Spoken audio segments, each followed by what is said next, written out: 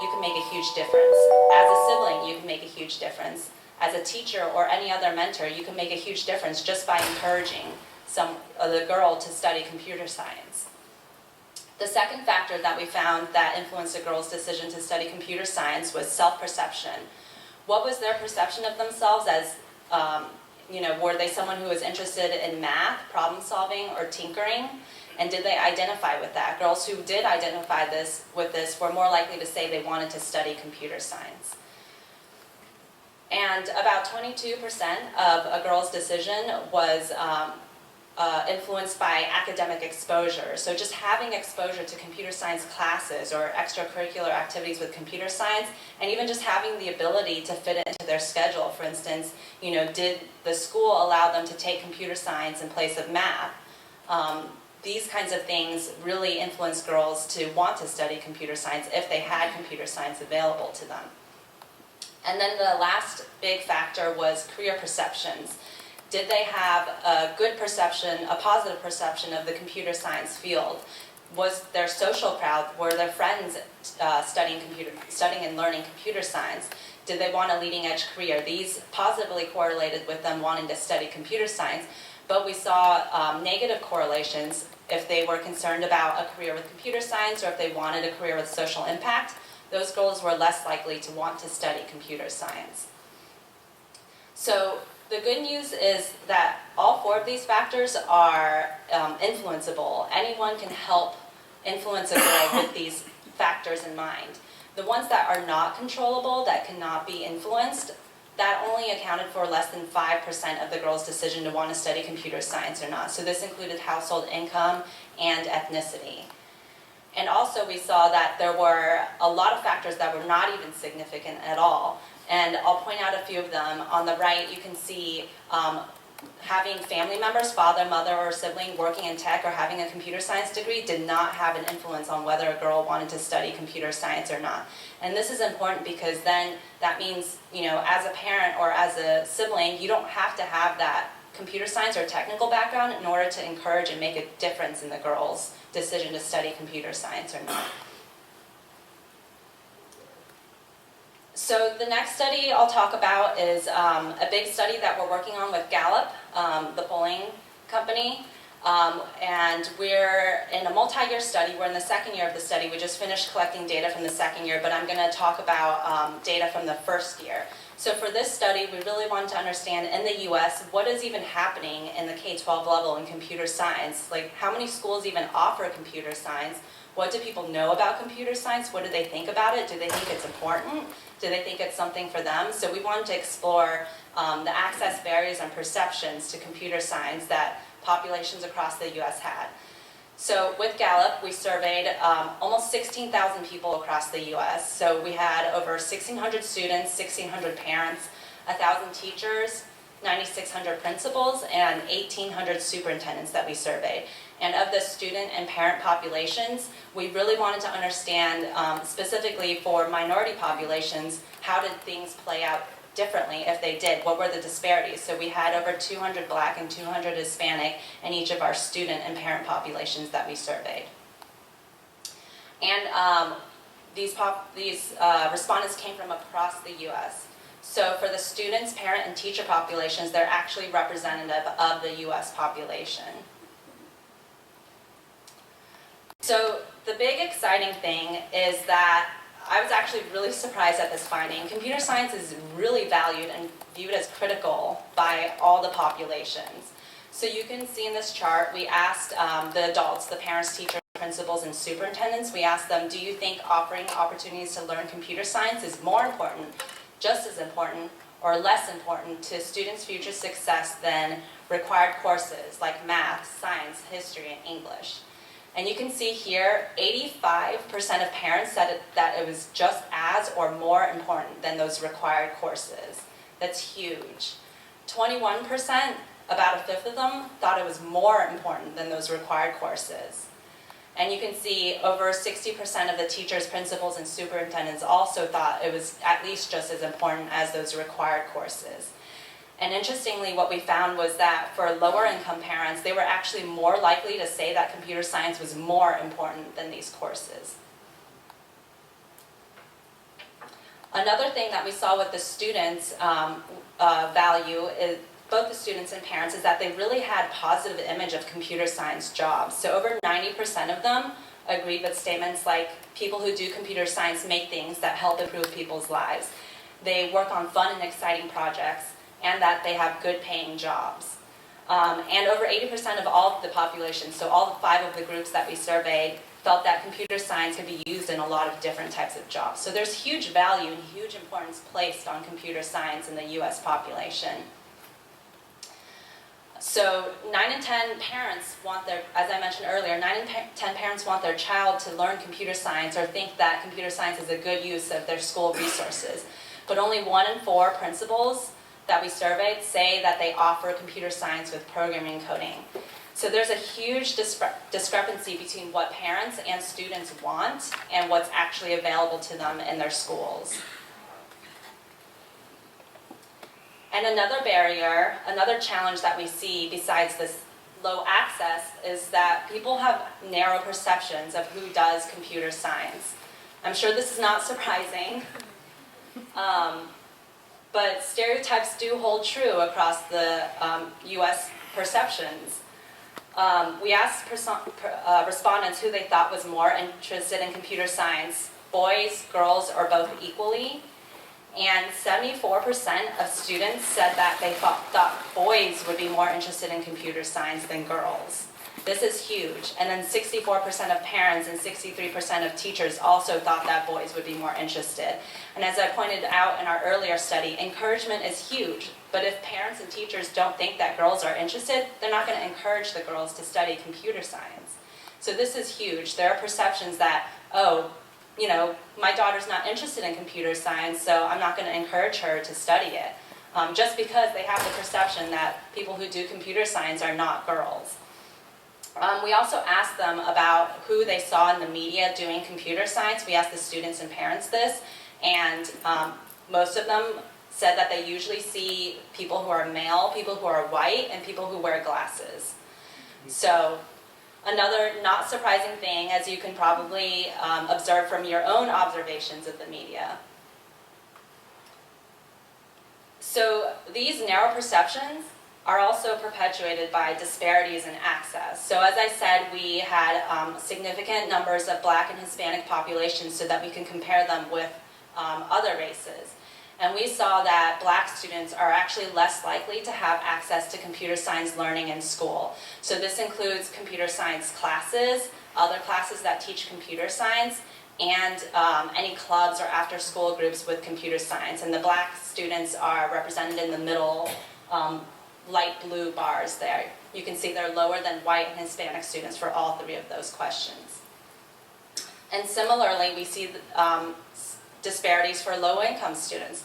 As you can see, the lower the income, so the left darker blue bars, the less likely they are to have access to computer science in their schools.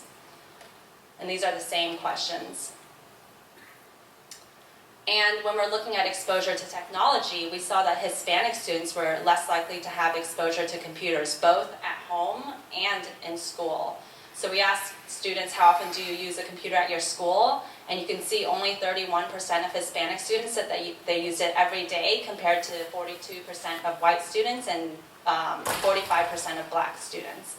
And then when we asked them, is there a computer at home that you can use to access the internet, only 75% of Hispanic students said they did. And this is compared to 98% of white students, almost all white students, and 85% of Black students. Interestingly, when we asked about mobile devices, cell phones and tablets, the discrepancy actually disappeared. So you can see in the top right bars over there, all students, about 90% of students, all students said that they had access to a mobile device that could use the internet. So with that disparity in access, there's also a disparity in confidence to learn computer science and actually who's learning computer science. So you can see in these charts here, Hispanic students are less likely to have confidence to learn computer science compared to white and Black students, and they're also less likely to have learned computer science compared to white and Black students. And not surprisingly, girls also have lower confidence compared to boys and are also less likely to have learned any computer science. So, as you can see, there's low access overall. Only 1 in 4 principals said that they offered computer science with programming and coding. And these disparities in access are coupled with narrow perceptions of who they think should be doing computer science. So this disparity in access and the narrow perceptions coupled together, have this concept of these perceptions are reflecting the stereotypes, and people are having narrow ideas of who does computer science. So this can be contributing to low confidence and therefore lower likelihood for certain students to learn computer science. And we kind of summarize this with, if you can't see it, you can't be it. So I know this is a lot of kind of sad news that I've just presented, but I want to bring back to the good news is that there's high value among all the populations, especially lower income students, and across the demographics. There's high value and high interest in computer science. And now our challenge really is to figure out how to tackle these barriers here, the challenges of the narrow stereotypes, the challenges of the limited access, to broaden access and broaden perceptions of computer science. So I'm going to talk briefly about a few of the programs that Google is working on within this entire ecosystem. So several of the programs that we have are listed here. MadeWithCode.com is a great resource. It has several videos. The video actually that I showed in the beginning is from the Made with Code website. It has videos of girls working on computer science projects in a diverse variety of fields. And it also has some kind of beginner coding projects as well. The RISE Awards, we sponsor we fund small nonprofits around the world to do computer science education and after-school programs or out-of-school programs. CS First is a great, actually I'll talk about this later because I have a photo later. CS for HS funds professional development for computer science teachers. And actually one of the things that I did not touch upon in my presentation, but you can find at the link on our paper, I'll show you the link at the end with our paper on it, is that one of the biggest barriers for schools to offer computer science is lack of teachers, not having that qualified teacher and not having the budget to fund a teacher in order to teach computer science. So CS4HS helps tackle that problem by providing funding for professional development programs for computer science teachers. We also have contests such as Summer of Code, Code-In, and Code Jam. We have a free camp, summer camp called Maker Camp. That's an online camp. And then we have the Google Science Fair for students to participate in. We also have several resources for learning computer science, such as Blockly, which is a blocks-based visual programming language, Exploring Computational Thinking, which really explores kind of the concepts behind computer science, the thinking behind computer science. Pencil Code, which is another blocks-based programming language that's fun because you can toggle between blocks and text, so it's a good way to transition from the blocks-based programming to text. MIT App Inventor, which was in the video in the beginning, the blocks-based to create an Android app, and then Code.org, which I'm sure many of you have heard of, is one of our programs that we support, and they do a bunch of things. So they offer free professional development in computer science for teachers. They create curriculum for K through 12 for computer science, and they also work really hard and have been doing a lot of great work in the advocacy space to help states really get computer science into the policy realm so that it trickles down to the schools. So as I said, Made with Code is a great website with videos of mentors and kind of starter programs that you can engage in with your kids. And this is an example of one of the mentor videos that they have where a girl creates music with code. And the RISE Awards, as I mentioned, this is our RISE Summit with all the leaders of the nonprofits coming together for a few days to really learn from the Google ways, I guess. I cannot articulate that right now. And then CS First is another great program that's really blown up in the last couple of years. It only started 1 or 2 years ago, but it's a free online resource, basically in the form of a do-it-yourself club. So all the learning materials are free and online, and you can actually sign up to start a club, and they'll send you also a bunch of materials such as, student passports so that they can stamp all the activities that they've done. And they base their clubs around a variety of themes like fashion and storytelling and sports. And it's really popular. So it initially started as a way to integrate computer science into after-school programs, but a lot of teachers are taking that up now and actually integrating certain activities into their school days.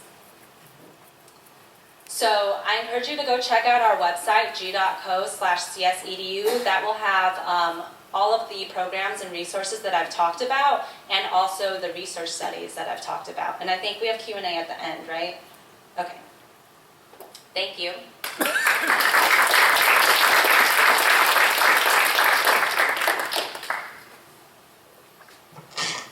Right, thank you, Jennifer. And now I'd like to invite Katherine Kuan. She is a developer advocate at Google, and she'll tell us more about how we can make computer science education and programming skills available to a larger audience in an easy and efficient manner. No.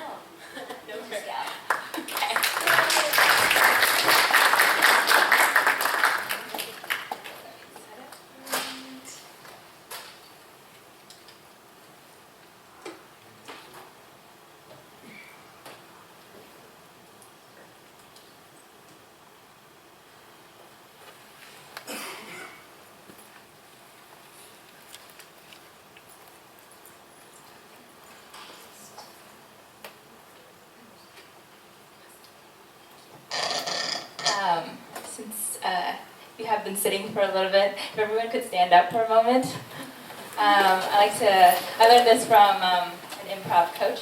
Basically just shake your right hand 8 times, left hand 8 times, right foot 8 times, left foot 8 times, and then we'll go 4 here, 4 here, 4 here, 4 here, and then 2, 2, 2, 2, and then 1, 1, 1, 1. Oh, you lost me. Okay, I can do it.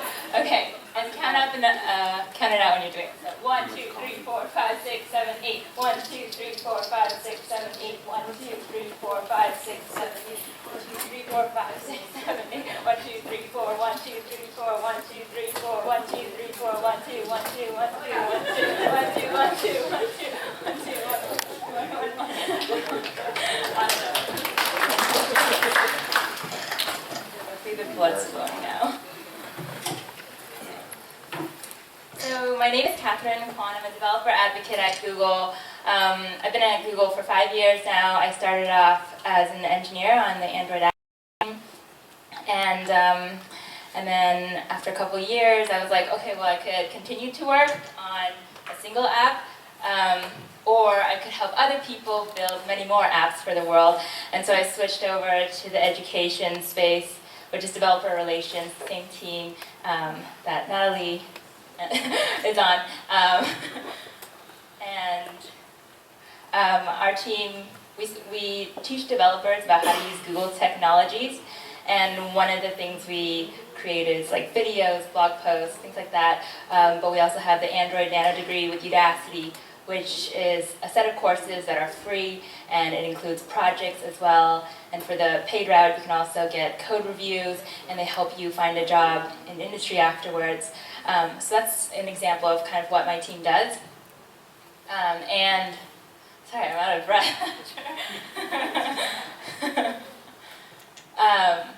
Traditionally, and this nano degree is actually targeted at people who have like some programming experience, so it's more for the intermediate level. And that was basically the audience that we usually target. And last year, working with Natalie and 3 other women at Google, as well as a team at Udacity, we created the Android for Beginners course, which targets people with no programming experience. And I'll get into sort of why we did that, what the course is about, and some of the challenges along the way. So, first of all, actually, before before I go into this, I kind of want to know a little bit more about you. Can you tell me, just raise your hand if you are new to programming?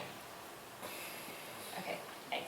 And then how about if you have programming experience but you've never done Android before? Okay, cool, nice. And then how about if you know you're an Android developer? Okay, awesome. So it's kind of a mix of everything. And I think, you know, hopefully you can relate, no matter where you are in your stage of where your background is, that you can relate to parts of this. How many people are in this education space? Yeah, or teaching, anything like that. Okay, just a couple. Cool. All right, that just gives me a better idea of where people are coming from. So why create the Android for Beginners course? Well, because there's 1.4 billion active Android devices out there right now. And as Jen was even pointing out, people don't even have access to desktops, but they have access to mobile devices. And it's across all these different form factors. And you think about like, who's actually building software to run on all these devices and all these people's pockets. And it's only a very small number of developers who are actually doing that. I think it's like in the millions or something, just a couple million. But so many businesses, startups are just clamoring to find more developers so that they can have an Android presence, so they can build a mobile app. And I don't know the exact numbers, but I know that they're desperate to find these Android developers because it's just hard to find. And at the same time, though, in our economy, we have people who, you know, are just graduating, they don't have jobs, or maybe they're mid-career and they want to transition, or they're unemployed. And so there's all these people who aren't really happy where they are. And so the natural thing to do is to say, well, why don't we take these people who are looking for jobs and to fill these jobs which are high-paying and like there's not enough people for them. The problem is that it's actually non-trivial to train these people to fill these Android roles. There's a lot of, it's a multifaceted problem, but like one huge barrier is the fact that in order to learn Android development, you've had to know like computer science. You've had to have previous experience with computer science. So like maybe 1 year programming in Java or another object-oriented language. And so for people who maybe are already in an existing job, but they don't have time to like go and take a full course on this and then go into learning Android development. So with the team that I was talking about at Google and Udacity, we decided to, you know, basically destroy this prerequisite and say, why can't we just teach anyone who has like basic computer skills, basic smartphone skills, and then take it from there. And this was challenging. We didn't exactly know how we would do it. We thought back on our own experiences, like, well, why don't we just like take a computer science curriculum, just squish it down and make it really efficient, and then teach beginning Android. So Java and then Android, so it would be like 2 courses. But there's reasons why there's not enough Android developers for a reason, because that method didn't really work. That's how we've been doing it. And even though I have a computer science degree, I feel like I didn't have the best learning experience. Like I would fall asleep in a lot of my classes. I would spend the night trying to read the textbook, try to catch up, but I didn't really understand it by doing it on my own. And so sometimes I'd have to memorize my way through like tests and stuff. And I felt like I was always wondering, like, this is so theoretical, like when am I ever going to use this? So it's just so, I didn't see like the things that Jen was saying, like that I could have a career in social impact and I could help improve people's lives. It was just so disjoint, and I only realized that now after being in industry and working on different projects. So in creating this course, by the way, you can just search for it online, Udacity, Android for Beginners. You just click on this gray button to access it for free. We created this course, and it's just composed of a bunch of videos, like Rosemary was saying, like online MOOCs, like Coursera, edX. You have coding exercises, interactive quizzes, And we teach people Android through building several simple Android apps. So we have the birthday card app where you can build an app for your loved one. We build a basketball scorekeeping app, and then also a Just Java app, which is a coffee ordering app. And it sends off the order in an email. We picked this app because almost any app that you use takes information from the user and then does something with it. So from building these 3 apps, we introduced Java concepts along the way. So we got rid of the idea of Java, teach Java first and then teach Android. Why don't we just blend it and only teach the Java that people need to know? And when you take that approach, there's pros and cons to it, because then people don't get bored, right? They don't get lost in learning all the fundamentals. But then you get really stuck, because even the simplest project in Android requires knowing object-oriented programming, classes, methods, just so many things, and it gets really hard to sometimes go to the next step. And along the way, we found different challenges that we had to try to address in the class. And we were able to create this class by actually doing prototyping. So the problem with creating MOOCs is that you're recording in a classroom, recording in a studio, and you don't get to see your students. So we would prototype with people at Google, people who had never programmed before, and I could see their face, I could see that they didn't understand things. And in one important prototyping session, I had this whole script prepared. I was running through all these concepts, and then at the end, I asked, oh, how was it for you? And she just felt really defeated, because there was another person in the class in the prototype session as well, and she was more advanced. So this person felt, oh, I don't understand this, I'm behind. And it was never about blaming the material or because I just wrote this script the day before. People don't blame the content or the curriculum, they blame themselves. They think that it's not for them, that they can't do computer science. And so, as Jen was saying, it's so weird that all the things that I have personally seen, Jen has been able to see in her research. But people have this lack of confidence that they can't even do Android development. And before you plow through all the technical content, you need to address the fact that yes, you can build Android apps too if you really want to. And we try to build people's confidence by making a parallel to the fact that learning Android is like learning a foreign language, or it's learning to play a musical instrument. And one of the first questions we ask students in the course is, tell us about a time when you had to struggle with learning something new. And we get these amazing stories of people who struggled learning different hobbies or at work, and they talk about, you could tell that they're really proud that they overcame this struggle to really excel at something. And this kind of gets them in the growth mindset that, I don't know if you've heard of growth mindset, but it's thinking that you can learn anything, that you don't have a fixed amount of intelligence, that people aren't born Android developers or not Android developers. Technically anyone can become an Android developer. And I think people don't give it enough patience, like they do with the language. You know, for language, people talk about not being able to learn it for years, but people don't give that time to learning programming.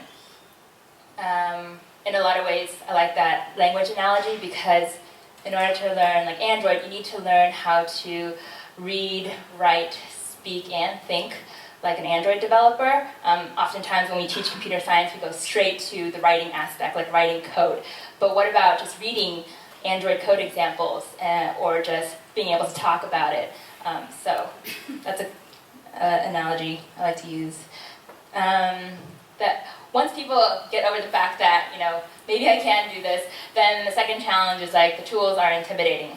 So how many people have used Android Studio before? Okay, how long did it take you to install? What is the estimate? An hour? Okay, no one's fast. Okay, yeah, definitely can go upwards to many hours. And how many people feel like they know all the features of Android Studio? Okay. Okay, we have one person. Because I've been using it for a long time and I don't know what all the buttons do.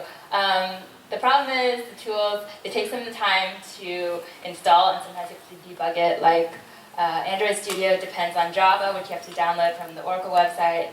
It gets a little hairy. And so for a new beginner who, again, they're going to blame themselves. They're like, I can't install this thing. I can't build apps if I can't even install this.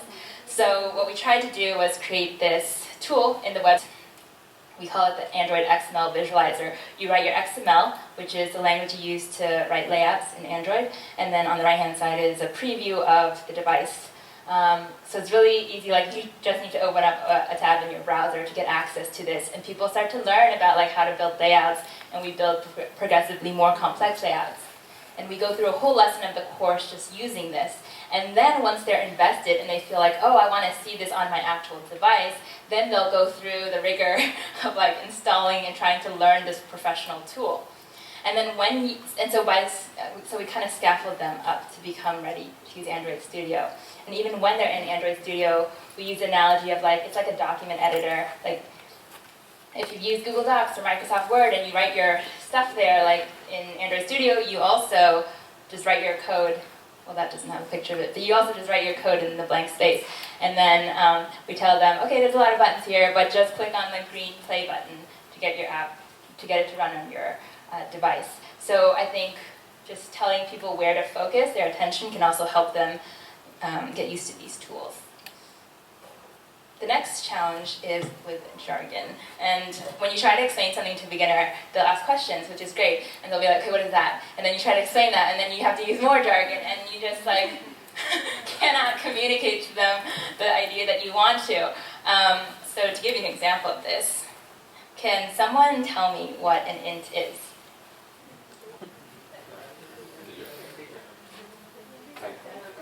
It's a number. Okay, that was like a one-word definition. That's great.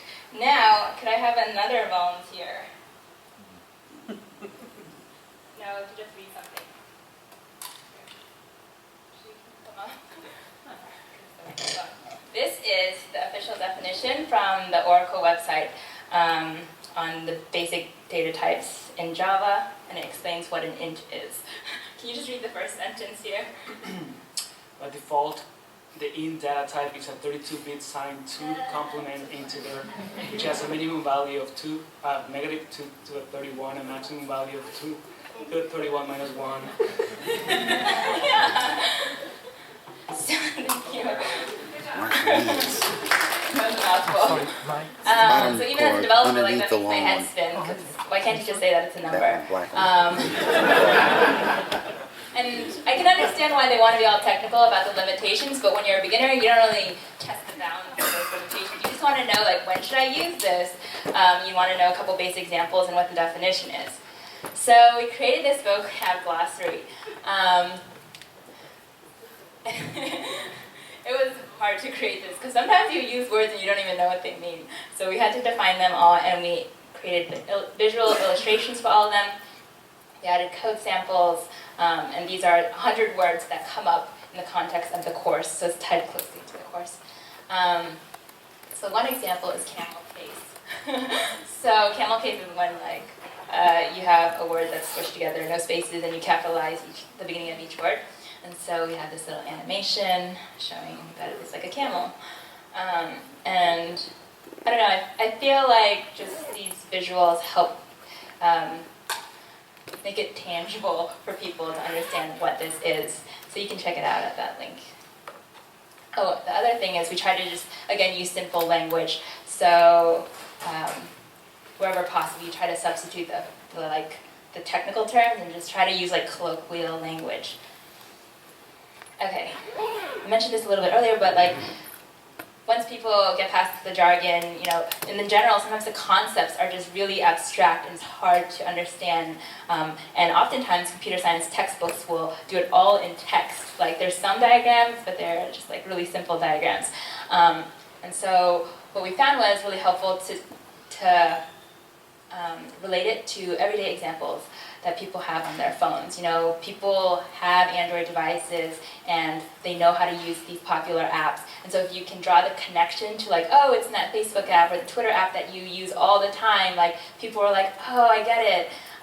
So this is an example of intents, how in the Maps app, if you want to look at a restaurant and you want to go to the website, it goes from the Maps app to a web browser app, and that's sending an intent. And then I also include other drawings, because sometimes like analogies can make it easier to understand. Sending an intent is like throwing a ball, where like different people could catch the ball.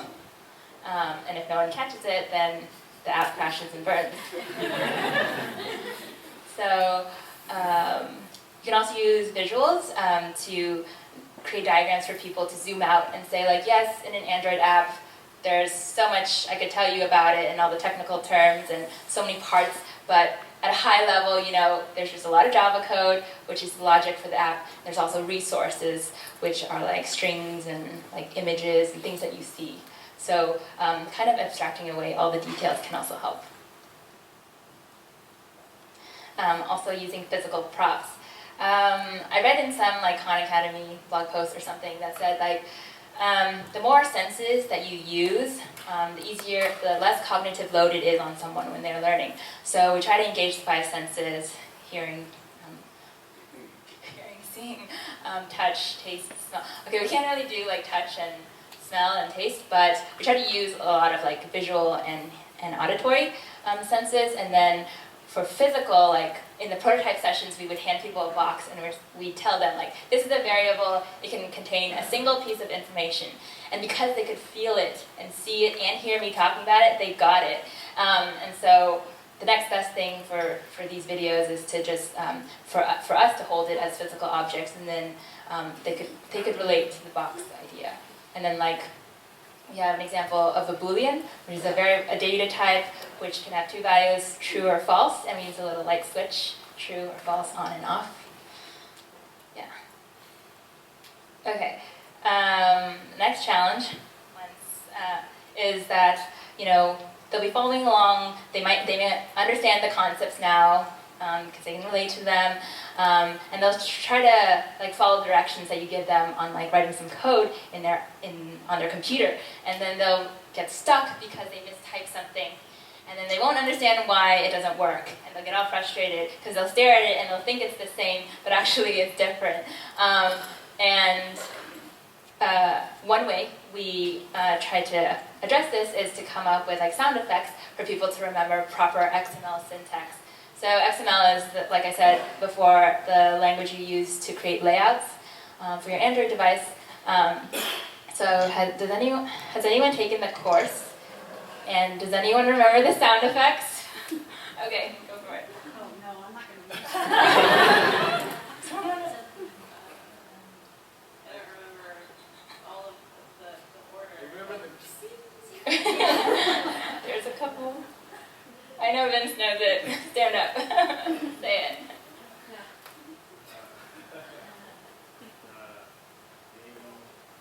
You're in a safe space. Say it loud and proud.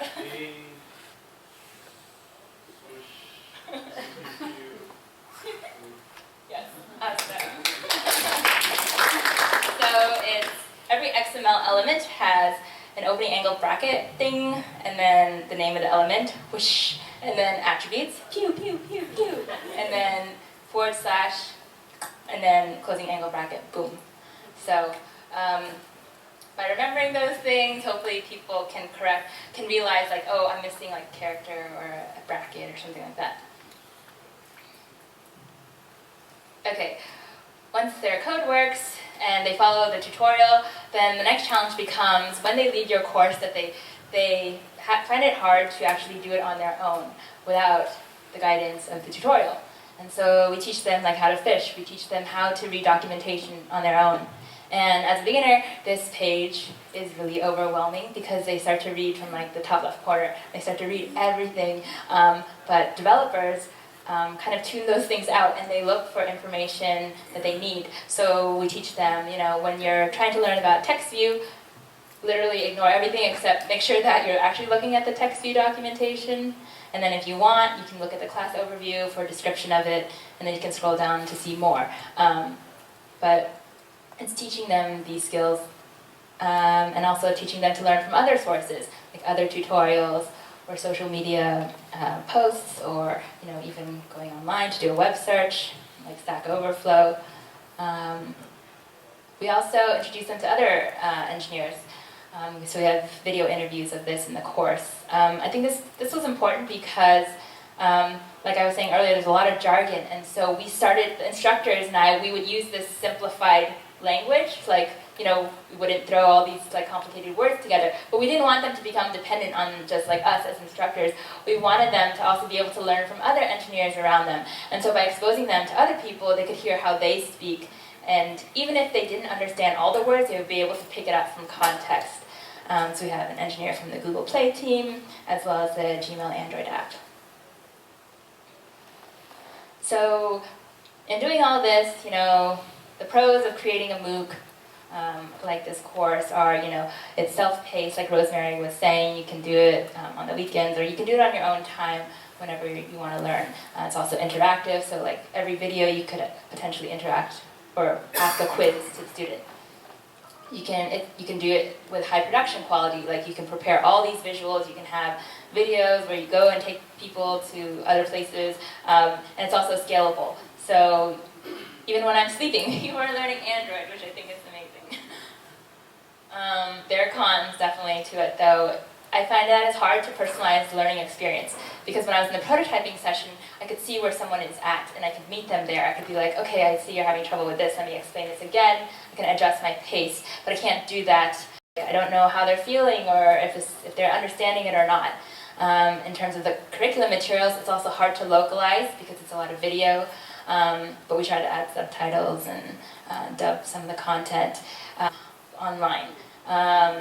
Also, it's a lack of connection to the students and put it in places where you can download all of it, but still not perfect solution.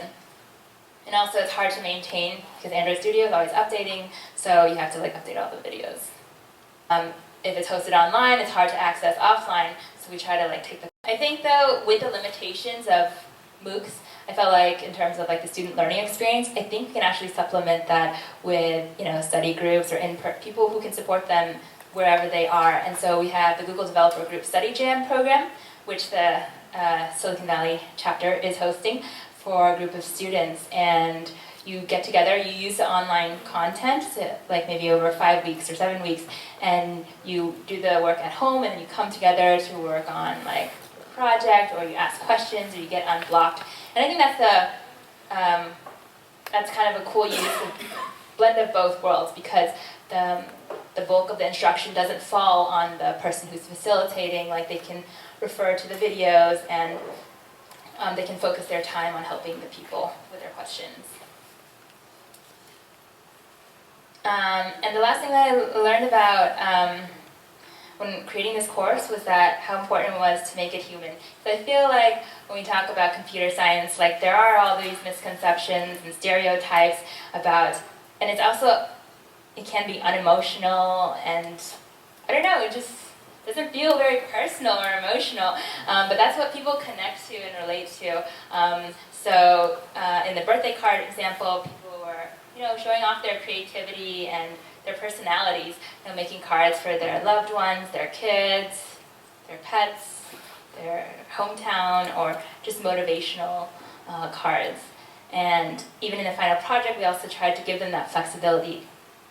The final project is where you build an educational app to teach the user 5 things about a certain topic, and we wanted to give people a chance to say, you're probably an expert in something.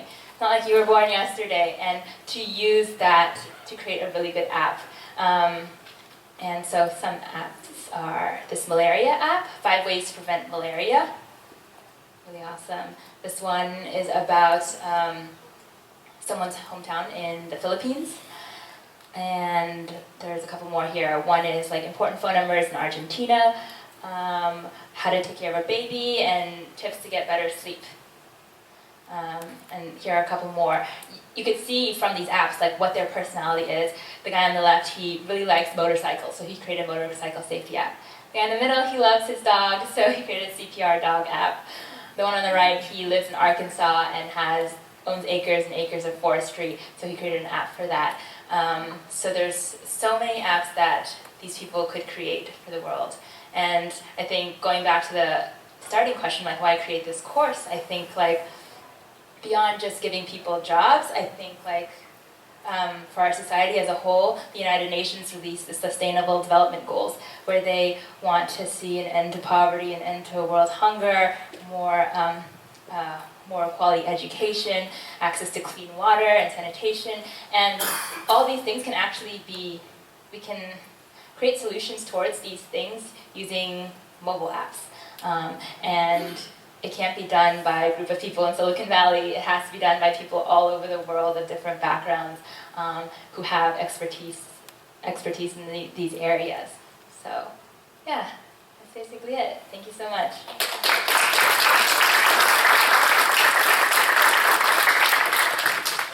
Would you like to take questions now and then other folks? Yeah, do they want to, Jen, do you want to come up too as well?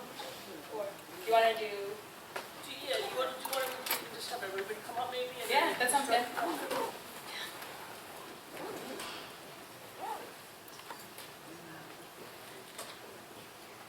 Questions? So we're gonna get to your question in just 1 second. So I'm gonna add to something that I call her Kuan, Katherine Kuan said. So when we were creating this course, it was a huge problem that we were trying to solve for, right? Like, how do you help anyone in the entire world, regardless of their background, become an Android developer? And Katherine and I were taking long walks around this campus that everyone is at right now, trying to figure out how we were going to do that. And really the load of the work sat on her shoulders, given that she is the Android expert. I was just trying to enable and empower her to make sure that it got done.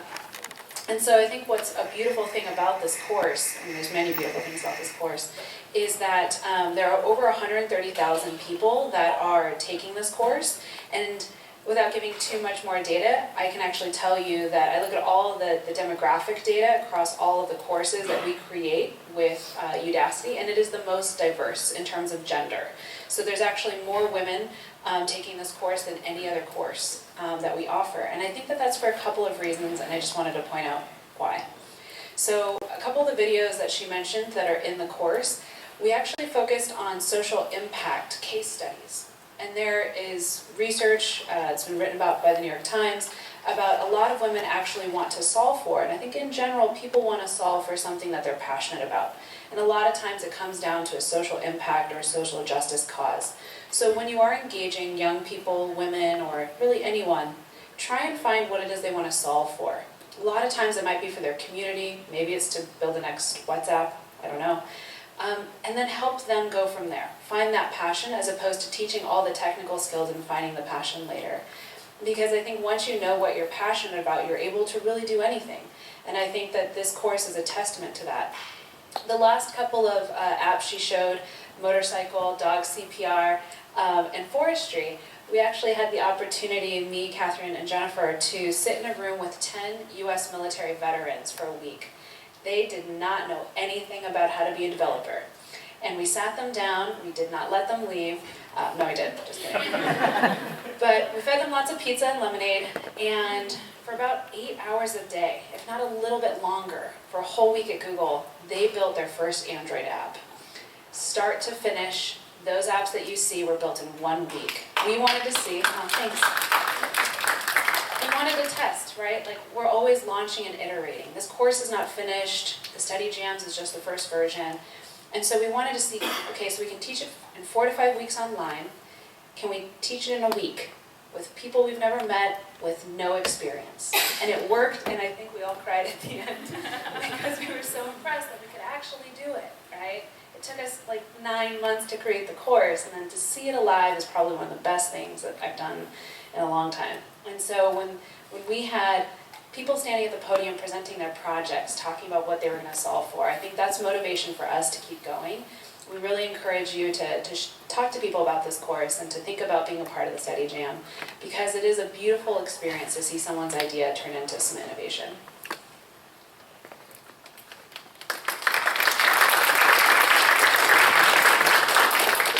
You had a question? Thank you. So you guys talked about a lot of information. Oh, just kidding, there's a mic. I'm pretty loud. Okay. You guys talked about a lot of information in different segments, and so I had some things that I wanted to ask about. One of the things is that a lot of times, first of all, I wanted to say that I actually came back to tech 3 years ago when there really wasn't any of this information, and I can tell you how hard it was to get back into tech. So the stuff that's been done in the last 3 years is nothing short of amazing, and I think a lot of kudos go to the MOOCs for that. But one of the things that I wanted to mention was that when you had the graph that showed how many people are graduating with computer science degrees, women, I think one of the problems is that if you take a statistics class, you know you need to have good data in order to make valid comparisons. So one of the things that I would say is that the number of women, I would say from Google's declaration when they said, here's the number that we have in our company. And so what I would say was, they said compared to, and I think at that point they were using 17%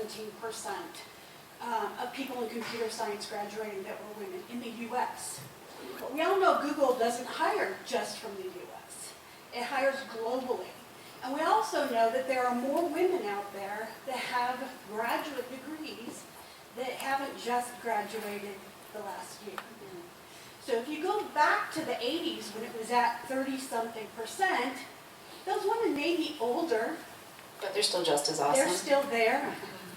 And the other thing that I wanted to mention was nobody really is addressing ageism in tech. And I think that a part of the gender issue is ageism.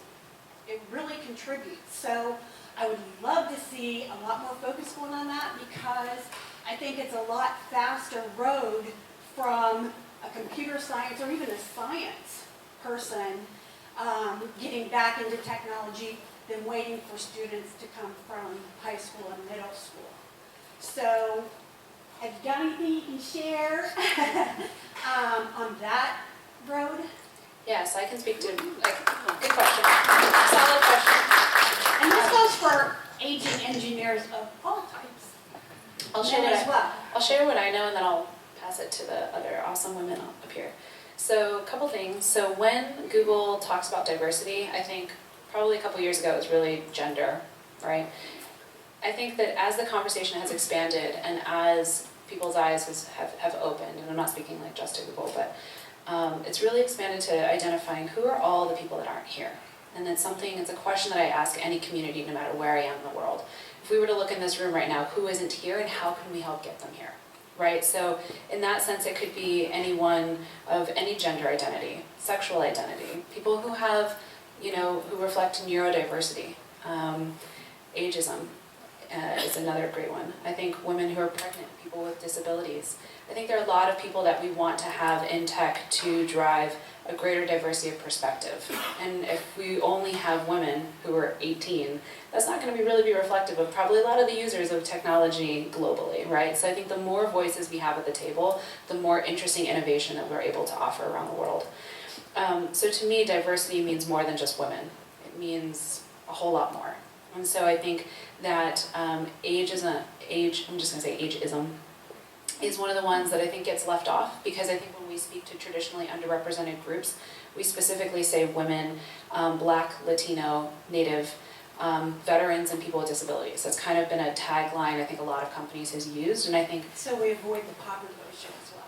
I think that socioeconomic is also there, right? I think it can be a very long paragraph of all the people that we need to create programs for to bring into the tech ecosystem. And so I think there are programs that are happening within the industry that are focusing on that. I will also speak to one more thing that I know. Google did a pilot, it's a returnship program for women that were out of the industry. Maybe they were pregnant, maybe they were out for a couple of years, and so we were looking at how can we create a solution to help women come back into tech. And so I don't know the details on how well that pilot happened or how well it went, but it's something that, again, we're trying to launch and iterate and see if what can we do as an industry to make that change. Do you have anything that you wanted to add?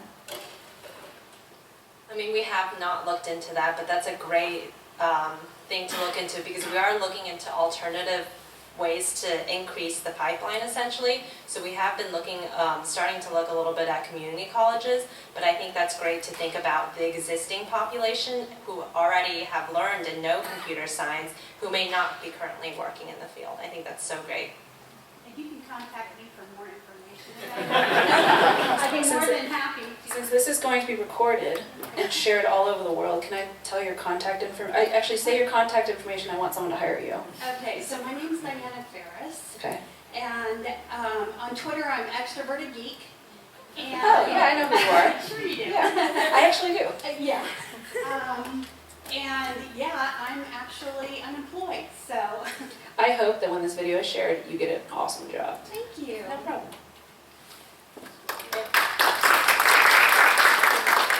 And also speaking as one of the mentees in that, or mentors in that program, one of my mentee did actually end up getting a job at Google, which was really, really nice. Quite a few of them ended up getting excellent jobs at different places that they looked. It was very successful. This was the returnship program? Yeah. Yeah. That's awesome. Yeah.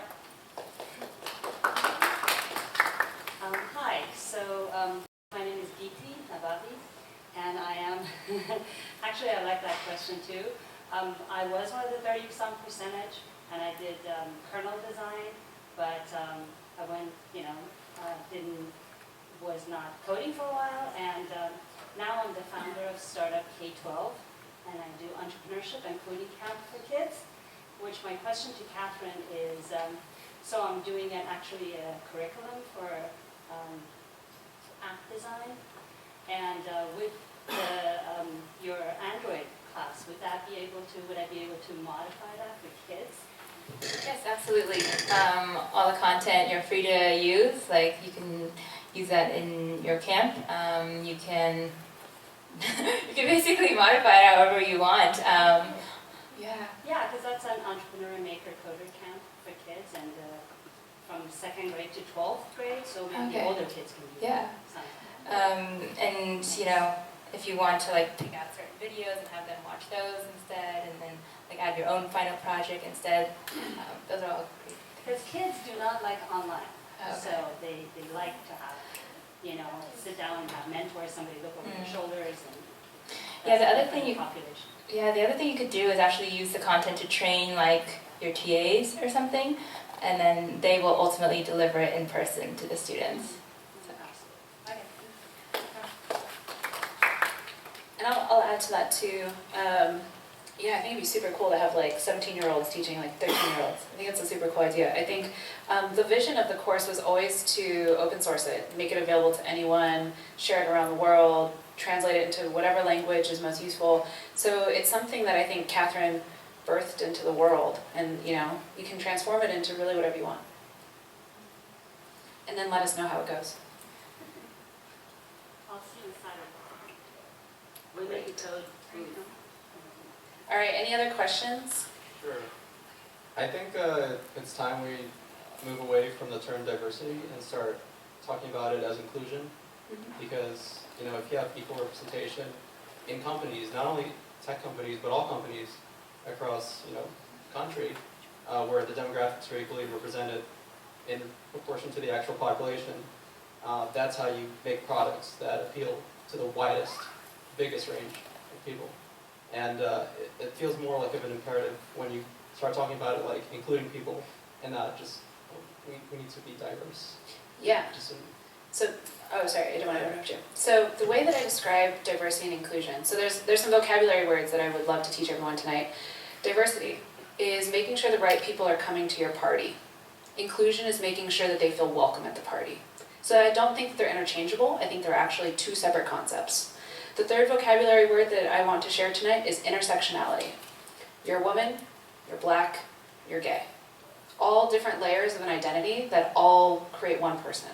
So I think diversity, inclusion, and intersectionality are three things that really, when we're talking about this, let's just say diversity conversation, right, that we need to be aware of, right, is that I'm a woman, but I'm also Latina, right, like, I'm 11th generation Californian.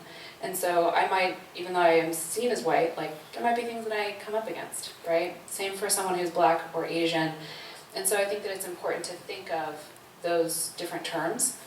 And I think to your point, I think the World Economic Forum launches a yearly, if not every other year, report on the gender equity within specific countries, and the most gender equitable countries are actually in Scandinavia.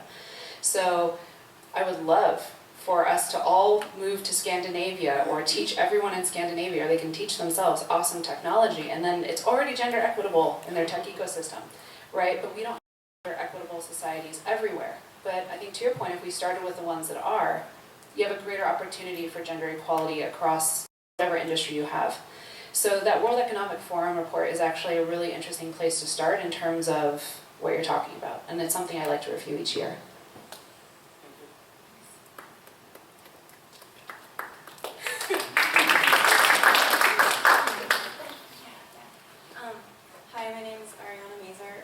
To continue on to what you were saying, I'm part of the study jam here at Silicon Valley. The gentleman who's teaching it, his son went through the Udacity course, and that's how he got into it. They did it together. So I'm a developer going through the Udacity courses. It's been really a lot of fun for me because it's not something difficult. It's concepts that I've already learned about. But I think it would be a great medium to go, even for computer science students, that type of course. I'm wondering if you have any other plans, or if you know of any other plans for similar courses to teach other programming concepts like algorithms or object-oriented programming or anything like that.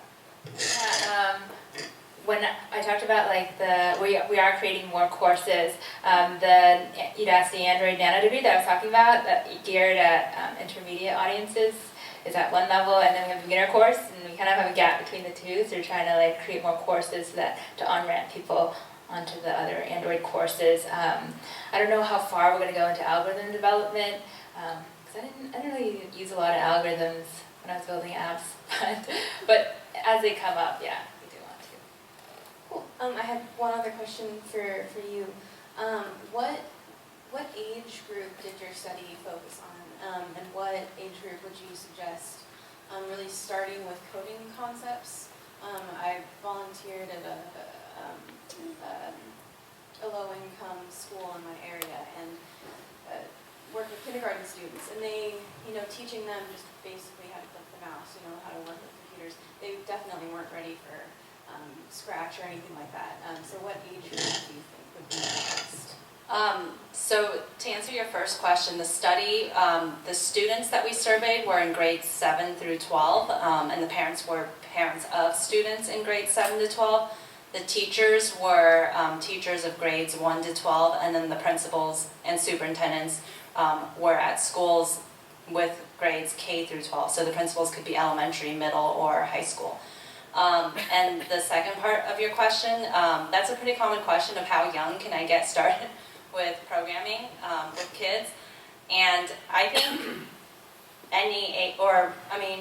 probably like 4 or 5 years old, really, you can get started with the concepts of it. There's a great set of resources at csunplugged.org, which is engaging in computer science and computational thinking concepts without a computer.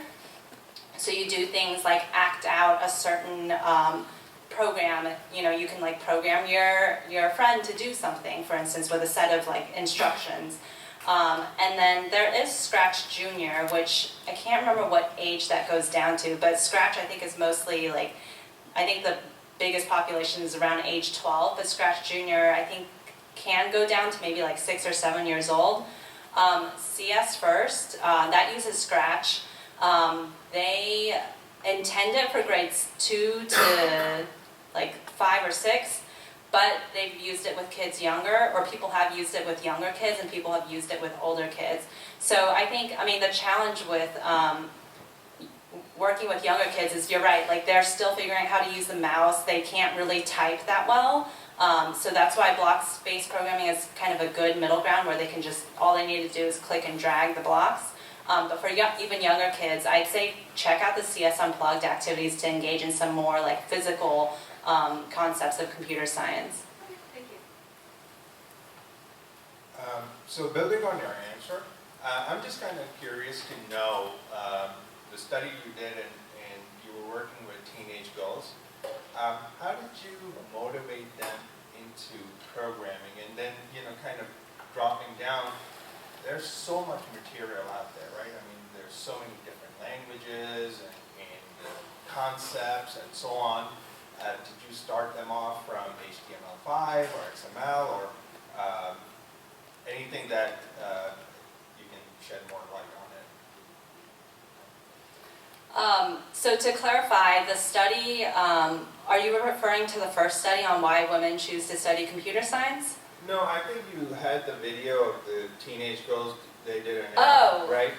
So how did they get, like, yes, they wanted to do that, but how did they actually put the building blocks together? What did they kind of go about, like, did they?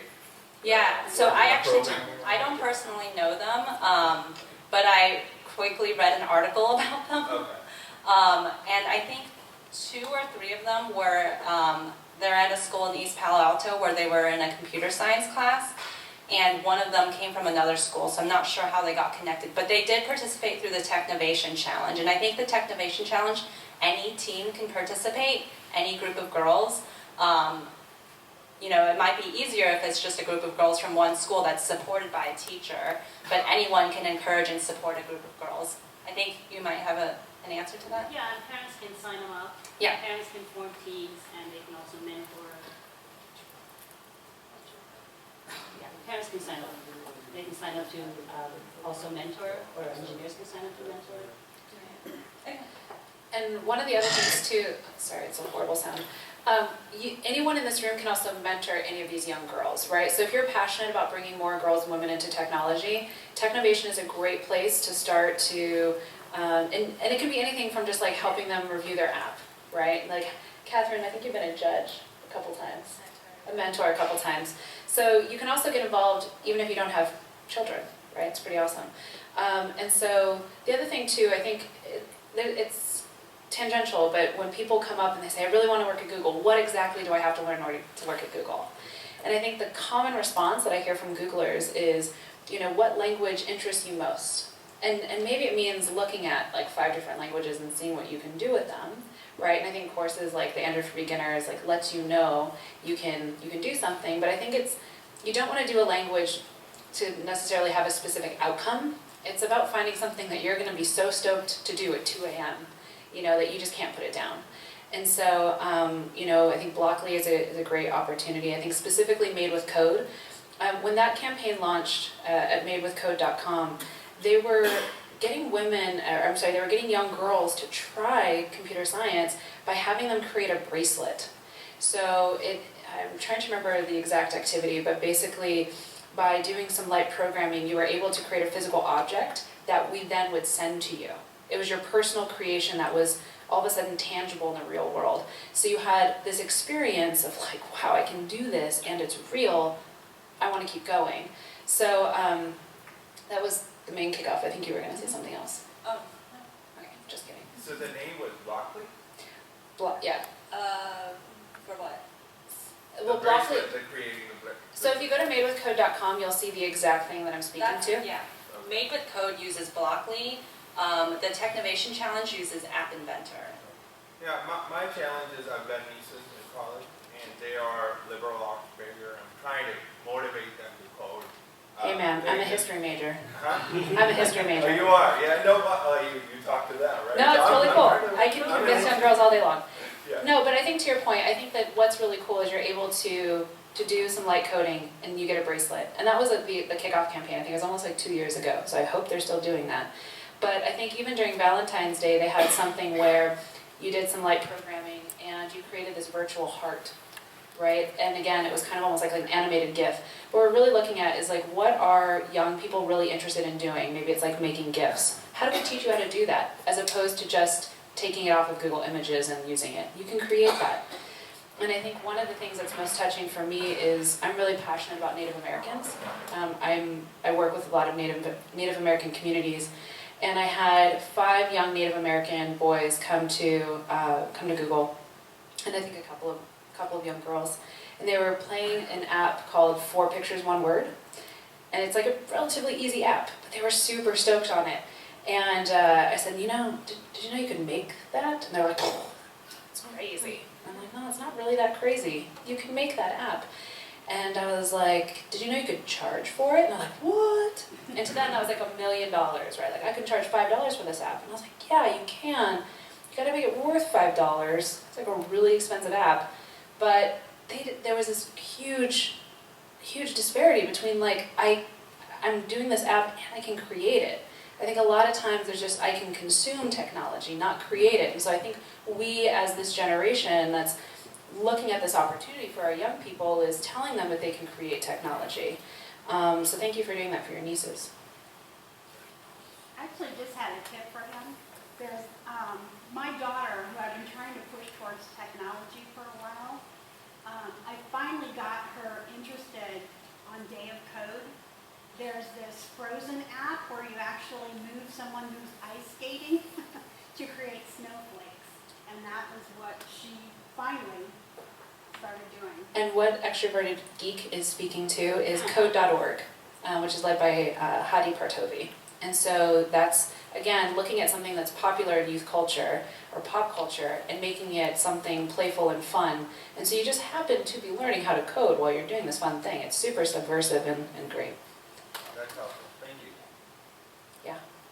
Thank you very much for an informative presentation. I have a question. So the courses like the Android training for beginners, what is the objective of the courses? Just to get interested people familiar with the Android development, or can someone build on that and then like get an internship or get qualified for a job interview for that?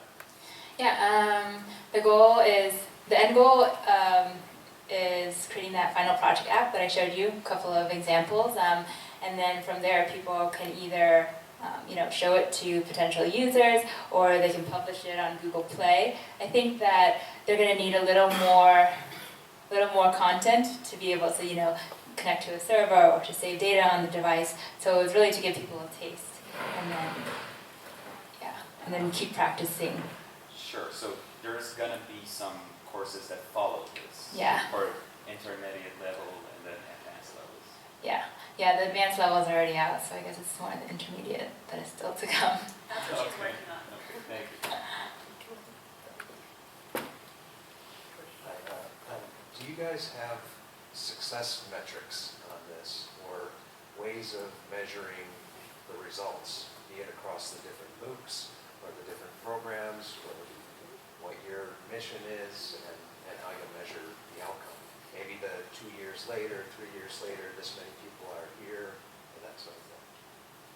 That's the $1 million question, I think. We're working on tracking, course retention, because sometimes, and that's also hard to tell because sometimes people will go into these courses and they're just there for reference. They don't watch all the material. So do you count that as completion or not?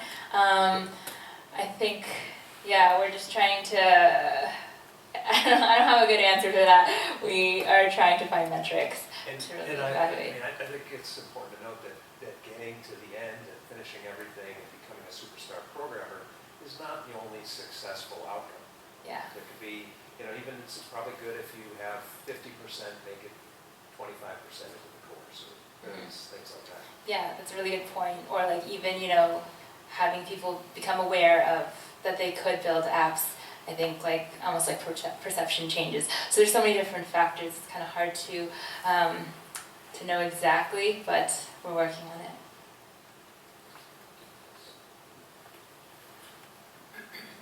Hi, I'm actually originally from Southern California. So one thing I wanted to mention is there's nothing like this that goes on down there, And this program, just a couple of hours, has really exceeded my expectation of what I was expecting to get out of it. So thank you for that. Thank you. Second, I think there was a question how early you can start. I have two girls, 5 and 8, and they started 6 months ago on Scratch Junior. And my 5-year-old is much more advanced than my 8-year-old, more creative. The question I have is, do you guys have a playbook or have recommendations to talk to principals about how to get this into the program? Is there something that can be used fairly easily?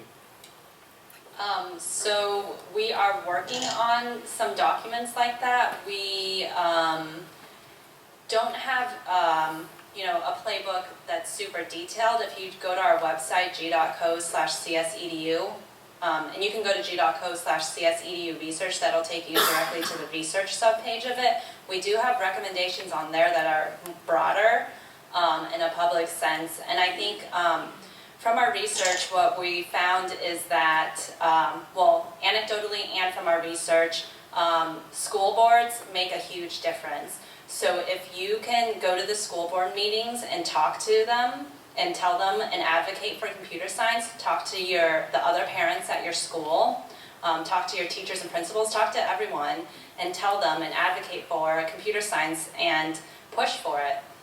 If there are enough parents speaking up, the school board is going to listen and the principals are going to listen to the school board. So really I'm sure it's highly dependent on the school, and in the end, the state we can help advocate for certain policies at the state level, but in the end, a lot of it is really local control and district by district and school by school, so really speak up. I think that's the big thing that I can say. And I'll add to that. So code.org, I know Hattie Martovi and his team is really focused on state legislation, lobbying, and every now and then when you look at their Twitter account, they're like, oh, we got into this district and this principal made a difference. And so they're also, I think, really trying to focus on the state and the regional and the district. And so I would look at code.org. Like, they've been really rocking it. So when we do the hour of code, and Obama became the first coder-in-chief and wrote his line of code, that was all from code.org. Right? So they're doing some impressive trailblazing, and I really value them. And I think to that end too, so if you can't wait for CS to come from a lobby, national level, all this stuff, it takes a long time. I would look at, I remember being in middle school and we had the computer club. I wasn't in that club. I was in the science club because we could blow stuff up. So if you were to think about it, if you wanted to make, like, what could you do, for your young girls? Could you do a computer science club? Could you host that? Could you be the parent every week or every 2 weeks that could host that? I don't necessarily think it needs to be for girls, but maybe you just have an eye on, we want to have as many girls as boys, because this is for everyone, right? So I think that there are things that you can do on your own, and then there are things that you can rally for at a bigger level. And also add to that, so I'll mention again CS First. I forgot to say that CS First, you don't need to have any technical background to run the clubs. They're really similar to the Udacity course. It's all online-based videos. You just need an adult in there and a classroom and computers and keyboards for the students. And it's free. I think that's it. Oh, last one. Trish, you gotta run to the front. I can speak really loud. I can repeat it too, but I think Trish is on her way.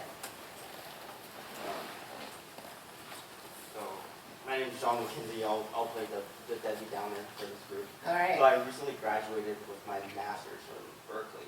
And so I've been in the kind of interviewing lately, or kind of last year. And how does all this positive energy translate to the interview process? Because the traditional whiteboard coding really does not benefit minorities and females. Right? I don't remember the statistics because I recently just read about it. So how are we going to change the interview process so that, great, everybody's coding, but how do we get them with the jobs? Yeah, I think that's a really good question, and that's a really good metric. Like, are people getting jobs? Are they getting a useful outcome out of this? I think that through Udacity we have people build their own projects, and I think building a portfolio of projects can help you get an interview, as opposed to like school projects, which I found were less relevant. So I think it's through the portfolio projects. And then it's challenging because, you know, we're teaching people computer science, but we're not teaching people to interview. Like, the interview process is broken.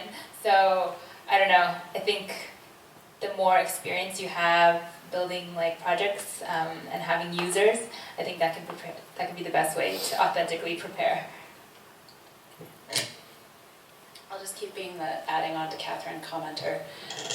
So the other thing that I would say too is, and again, I'm just going to speak from a lens of women, because that's primarily what I work on, but having a GitHub repo, open source projects, being able to speak to areas in which you've had leadership, I think is really great. So I was recently preparing a woman to be the next Katherine Kuan, an Android developer advocate. It was very difficult, by the way.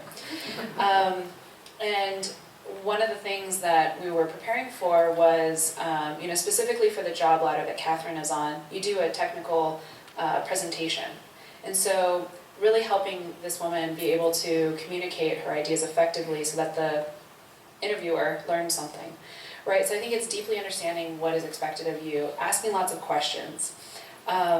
She did whiteboard practice for 3 months, and then before her on-site interviews, another 3 months preparing for that. So it's like a half-year process, and again, I'm just going to speak just to Google because that's all I know.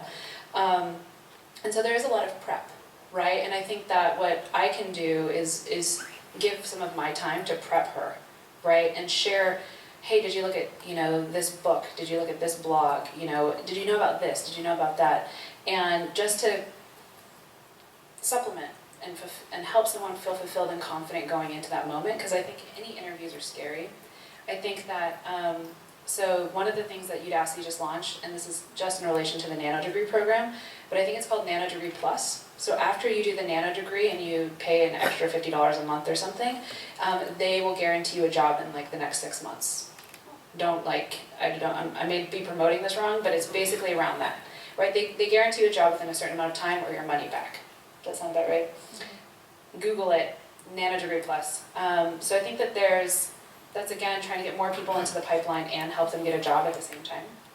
I see you kind of wanting to speak to it too. No, I love it. So I applied many places because with somebody with no computer science degree, you have to apply many places. When I was looking for work, most people don't even want to listen. And I actually saw a very broad diversity of different types of interviews. If you're going for places that are very large like Google, it will be more algorithm-centric. But for a lot of smaller startups, I had one that looked at my portfolio. I had a website portfolio because I can definitely speak to that as very strong.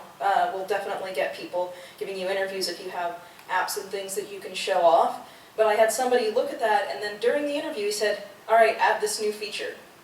Like, so that was the interview, was like scrambling to add a new feature to my website.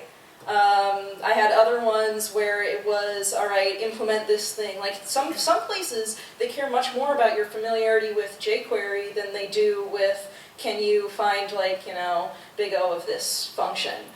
So I would say expand your applications as much as possible. If you find that you are not, like, that your style is just not working very well with that, you can definitely practice the whiteboarding and the algorithm style, but definitely also broaden your search to many startups. A lot of startups actually really hate that and will not do those sorts of interviews.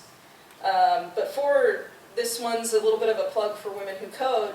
They have every week a algorithms and interview prep meetup that I went to many times. I found it very helpful to get a chance to practice and whiteboard with other women, and there may be other meetups as well that are more, you know, not focused specifically on gender, but that's something that I found extremely helpful for that type.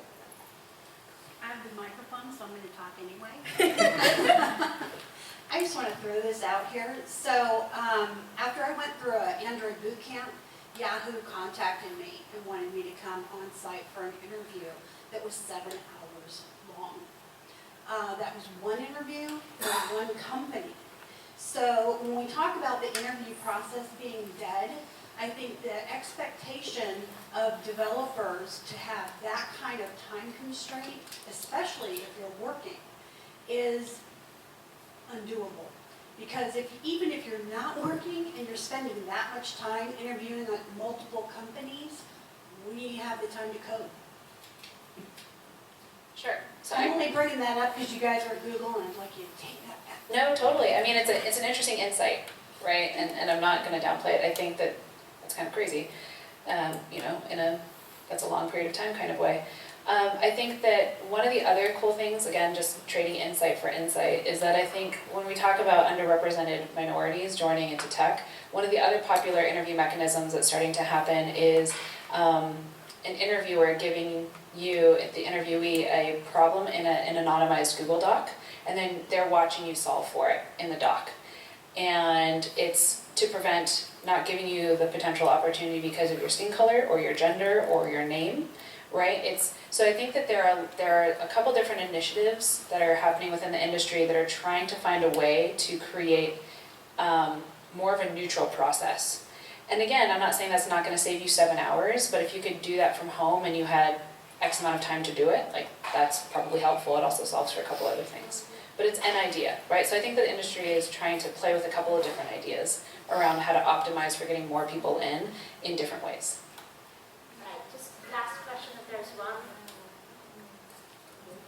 All right. I just wanted to make a comment that Women Who Code is a non-profit organization. I actually started their Silicon Valley chapter. Anybody can go to any of the meetings as a +1. So if you find something you like, just grab a woman and go to it. So don't just grab a woman, but ask them if they will take you to a Women Who Code meetup. Thanks everyone. It's 9. I know we probably all have families or sleep to catch up on. Thank you so much for coming out tonight. Good night, everyone.